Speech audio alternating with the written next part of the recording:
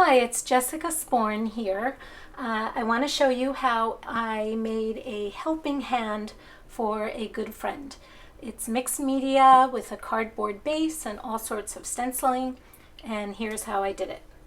So I traced my hand on a piece of foam core, I think it was, or it might have been cardboard, but either will do, or a really strong piece of oak tag.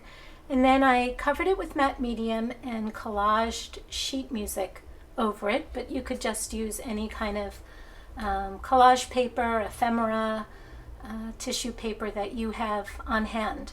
And then I actually did cover the whole thing with tissue paper to give it a sort of crinkly look. I painted it with gesso, and now I'm just using a brush and some fluid acrylic blue paint to give some highlighting to the fingers and all around the edges of the hand. And of course, I'm using my fingers and getting nice and messy. So this project was actually a group project for a friend of ours who's having trouble rheumatoid arthritis with her hands. So we all made helping hands for her. But I think it would be a fun project. You could make ornaments or wall hangings with this. It would be something fun to do with kids as well. Next, I took an inspirational stamp that has lots of good positive sayings on it, and I stamped along the edge of my sheet music paper using archival ink. But again, use whatever you have on hand. I realized that actually, instead of trying to line up all the different words on the paper, I could just stamp the whole thing and then cut it, because I decided I wanted to lay the inspirational phrases on the fingers. Now, off camera, I did quite a bit of stenciling, and I'm sorry I don't have footage of that, but basically just using my stencils. Here I actually stenciled onto the fingers. I thought these would look like rings, but then I didn't like it, so I just used a baby wipe to scrub it off, just adding to the texture and the interest. Because a lot of the stencils that I've designed have an Eastern type of feel to them, that my hand ended up having a sort of henna'd look to it, but you could do whatever you want with your design. This is the Ganesh stencil from Stencil Girl products, and I am not using the elephant part of the Ganesh at all.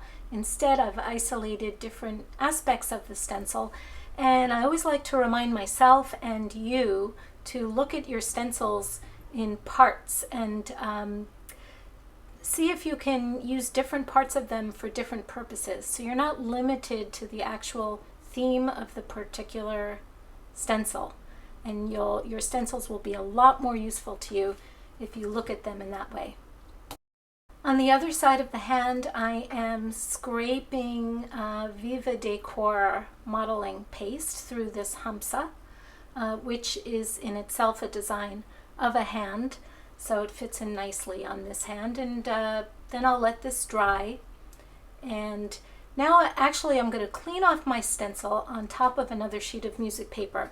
When I scrub the baby wipe through and around the stencil, trying to get this modeling cream off, I get another design that I can use for a different project.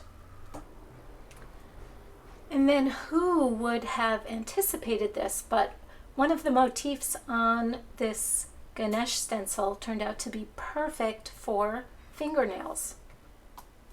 So now I'm going to cut out all those words that I stamped and glue them along the fingers. I'm using Liquitex matte medium, which I buy by the gallon and pour into these squeeze bottles to make it easier to use.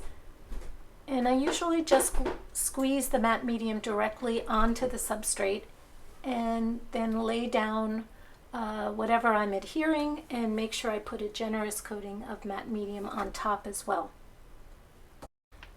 And then I'm adding a little embellishment to the center of this side, and then I call it done. And there's side one, And here's a close-up of side 2. And here are both sides through the magic of Photoshop. Thank you so much for watching. I hope this video gave you some ideas. Please share anything that you create that was inspired by this video, and just share the video as well. Thanks again. See you soon.